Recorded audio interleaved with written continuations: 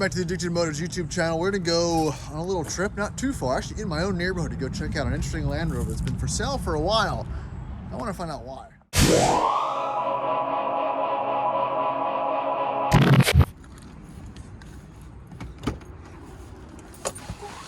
So my new seat covers, finally found a set of black ones that match the L322.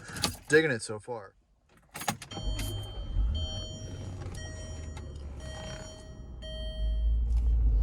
All right, so this truck's been for sale on Facebook Marketplace for a little while. If you're local to this area, you might have seen it. It's a green 2001, I believe, D2, 180,000 miles. Recent motor rebuilt, ARB bumper. It looks like it's got safety devices, roof rack, lights, skid plates, the whole 9 yards. And it's funny because I know exactly where the car is. It's in my neighborhood. I've driven by it a bunch of times. And I finally reached out to the owner, and we're gonna go check it out, see what the deal is. Because it looks like it's in desirable condition. There is one question though. We're gonna check out the back of the rear frame and see what's going on there. So yeah, let's go jump in. And that is that looks about right. All right, here it is, an 01 Disco 2, beautiful green. I'll get the color code once I open the hood up. But so backstory of the car.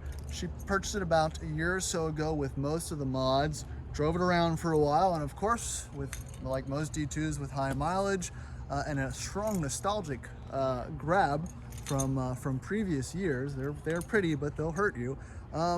Had some engine issues, and due to the engine issues, the shop that she brought it to rebuilt the motor at extenuating cost, probably over $10,000 worth of engine work. So we'll fire that up in a little bit. But other than that, it's very clean. Let's do a better walk around so you don't see my face. All right. Beautiful, beautiful paint. That's not something you really see on a lot of the green color East Coast cars. It doesn't even look like the roof's faded all that much. Got newer Falcon tires on it. Either a Voyager or a safety devices roof rack. Looks like it got a little bit of a lift on it too. Don't know. I'm assuming it's Old Man Emu. We'll crawl under there in a second, but I just wanted to kind of showcase the rest of the condition of the car. Nothing major to point out on the exterior. Let's pop under. Sorry, ARB, winch, everything installed. All right. I should look how that's done for mine. All right, so you got Old Man Emu suspension. I don't know if it's heavy duty or mid duty. Front, pretty good condition. I don't see any major leaks. It's got the kind of a rare Land Rover diff guard / sump guard, I believe. I'm pretty sure that goes a little bit farther back, but front end looks to be in fairly good condition. Everything's visible. It's all right there. I like it. Let's jump under it. All right.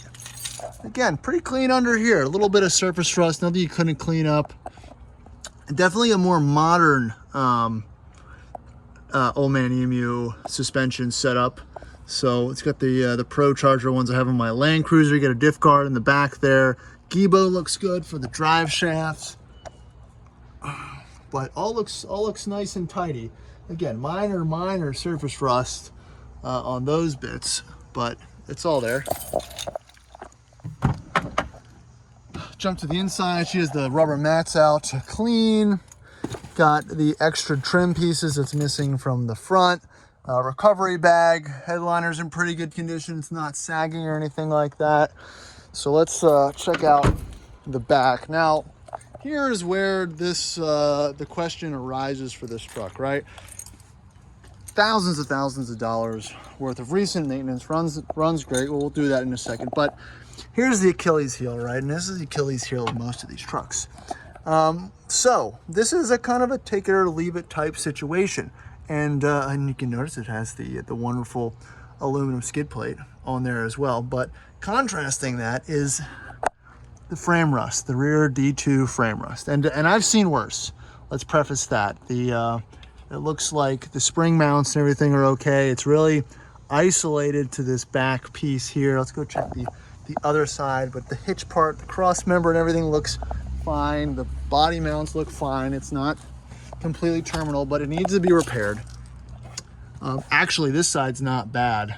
It's starting, but not too bad. Like I said, that part's good. It's really just on the one side, which is unfortunate if you don't pay attention to these things or you know, look at them often, because they'll creep up on you. So that's the big question here. What to do with a truck like this that's had, you know, 12-ish plus thousands of dollars worth of engine work, awesome bits, great color, but you have the frame issue, right? And the tough thing about the frame issue, it's not a hard thing to do. You need the time, you need the space, you need someone's willing to do it. They sell the piece, right? The piece is not cheap. Sure, you can get it from one of the metal suppliers over in Europe. I don't know what the pricing is off the top of my head, but I've seen them on Rimmer Bros and what, they're not the end of the world. But again, finding someone willing to make the cuts and the welds, that makes it a little bit different. So something to think about. Like I said, this truck is for sale, and the reason I'm doing this is to kind of shed some light for the owner to, you know, get it out there advertisement wise, because there might be someone watching this who's interested in the truck. I've got no skin in this game, but I figure we do a walk around and understand, you know, the truck as it's. All right, so let's fire it up. Okay, should be a little bit of a cold start. 176,000 miles. Get this AC going.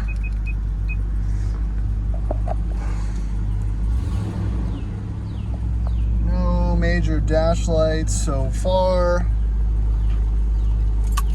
Got the cup holders. Yeah, everything tracks on the inside. Let's check under the hood, listen to it.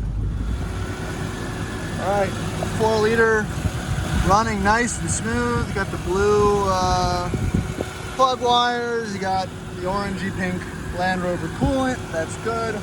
I can hear the aux fans. I mean, there's not much to be said. That's a clean, well-running engine with, you know, less than, I think, 5,000 on a fresh rebuild. So that's a very good sign. All right, so let's take it for a quick spin around the block. Shifts right into gear, doors lock. I don't know if the door locks are all working correctly, but I just heard them engage. I can't confirm.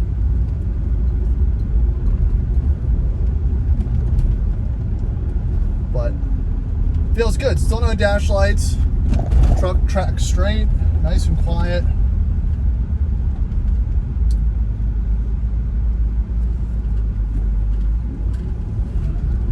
It's a pretty bumpy road. Listen for any creaks or wobbles or shakes. But the owner drives this consistently down to North Carolina, to the beach area. Again, hasn't been down there long enough for that to be the root cause of the rust issues. But I merely mentioned it because, you know, that's not a short drive in a 20-something-year-old Land Rover, so this thing does get around. But so far, drives super smooth, steering's nice and tight, track's great. Again, these tires seem fairly new. No driving complaints. Little kick down. And just like the last 94,000 mile D2 I drove, it's amazing when these things are running right how well they do drive. I don't think this one has ACE like the other one did, but the suspension, the old man Emio, is tight enough to compensate for the extra weight for all the bits. But again, that brings us back to the elephant in the room, then that rear frame portion, right? Whether or not that was disclosed to the owner prior to the purchase is irrelevant at this point because we're here. With that said, you know, your immediate knee-jerk reaction is to write this thing off as, nope, I don't want it, frame issues, blah, blah, blah. But if you really break it down to what it takes to build a truck like this these days, if you're not doing it yourself, it's not a terrible deal. Let's be honest. You know, yeah, the engine is rebuilt. You could do it yourself, but the average person's not going to do that. So you've got a fresh engine that's good for another at least 100,000 miles with proper maintenance. She has receipts for everything. So value right there. The ARB, the winch, the skid plates, the roof rack, the tires. In today's day and age, to buy all that new is probably between $4,000 and $5,000-6,000 prior to paying someone, if you're not handy, to install it. And that's not to mention all the other small maintenance bits. You've got a good interior, you've got good paint. So, you know, beside the rust problem is really isolated to that area.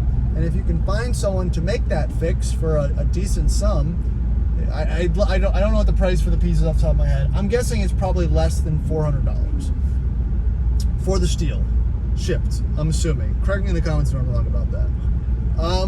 And then, I mean, maybe someone's labor is $1,000, maybe a little bit more, but then at the end of the day, you've got, you know, a very solid truck that should last you a very long time with all the major things checked. You're just going at it from a different angle, right? I don't want to say this is the best deal in the world. She has it priced around $16,000, which is high, right? That's high for something that needs some, I guess you'd call it some structural work.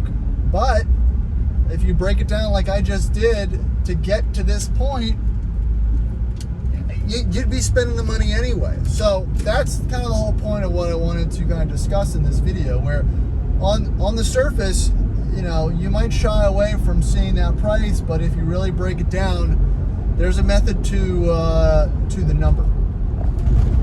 All right, so out on the on Forest Hill here, 40-50 miles an hour, totally comfortable, totally planted, solid. Hear a little bit of wind noise. I think I got a window open.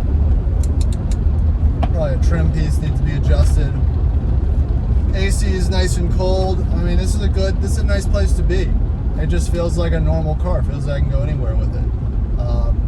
You know, brakes feel nice, good pedal feel, all that fun stuff. So, you know, it is what it is. But I'd be excited to drive this, you know, and not worry too much. And then fix the frame when you know, find someone in the time to do it. But until then, it's a pretty solid truck.